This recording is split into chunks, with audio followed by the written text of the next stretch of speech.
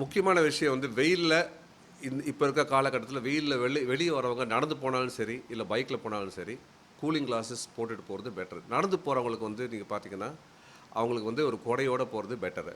இல்லை கொடையோட கவர் பண்ணிக்கிறது பெட்டரு. இல்லை பைக்கில் போகிறவங்களுக்கு வந்து ஹெல்மெட் வந்து கண்டிப்பாக வேர் பண்ணணும். Point number 1. பாயிண்ட் நம்பர் 2, அது ஒரு டிண்டட் கிளாஸாக இருந்ததுன்னா அது ஒரு சேஃப்டி கொடுக்கும். பட் அப்படி இல்லாத பட்சத்தில் வெள்ளையாக தான் இருக்குது முன்னாடி கவரிங் கிளாஸ் வந்து முன்னாடி இருக்கிற அந்த கிளாஸ் வந்து ஒயிட்டாக இருந்ததுன்னா ஃபோட்டோக்ரோமேட்டிக் கிளாஸஸ் ஆர் கூலர்ஸ் போடுறது 100% மேண்டேட்ரி. வெயிலை வெறும் கண்ணால் பார்ப்பது கண்டிப்பாக தவிர்க்க வேண்டும். அதையும் மீறி வெயிலை பார்க்க வேண்டுமென்றே பார்த்தால் அது கண்டிப்பாக நம்மளுக்கு விழித்திரை ரெட்டினான்னு சொல்லப்படக்கூடிய அந்த விழித்திரை நரம்பு மண்டலத்தை அது கண்டிப்பாக பாதித்து அதனால் பெரும் பார்வை பிரச்சனைகள் வருவதற்கு வாய்ப்பு இருக்குது. ஃபஸ்ட்டு வாட்டர் குடிக்கணும். இளநீ டெஃபினட்டாக நமக்கு எப்பப்போ சான்ஸ் கிடைக்குதோ குடிங்க. பழ ஜூஸ் வந்து நீங்கள் வந்து நிறைய குடிக்கலாம். காய்கறி வகைகளில் வந்து நம்ம சொல்லக்கூடிய பச்சை காய்கறி, கீரை வகைகள், எல்லா விதமான ஒரு நல்ல சத்து காய்கறிகளை வந்து நம்ம ரெகுலராக சேர்த்துக்கிறது கண்ணுக்கு ரொம்ப ரொம்ப நல்ல விஷயம்.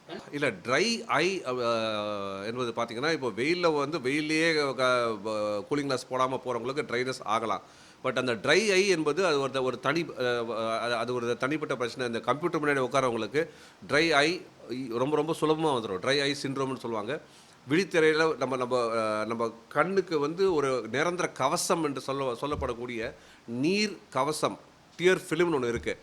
அது வந்து நம்ம கண்ணை பாதுகாப்பு கொடுக்கும். அது வந்து என்ன நம்ம அதை ட்ரை ஆகும்போது அது வந்து நமக்கு கண்ணுக்கு தேவையான சத்தை கொடுக்க முடியாமல், கண்ணுக்கு தேவையான பாதுகாப்பு கொடுக்க முடியாமல் கருவெளி பாதிப்பு ஏற்படலாம். அதனால் பார்வை இழப்பு நம்மளுக்கு கொஞ்சம் கொஞ்சமாக குறைபாடு ஏற்பட்டு அது பார்வையை நம்ம வந்து ஒரு பெரிய பாதிப்புக்கு ஏற்படுறதுக்கு வாய்ப்புகள் அதிகம்.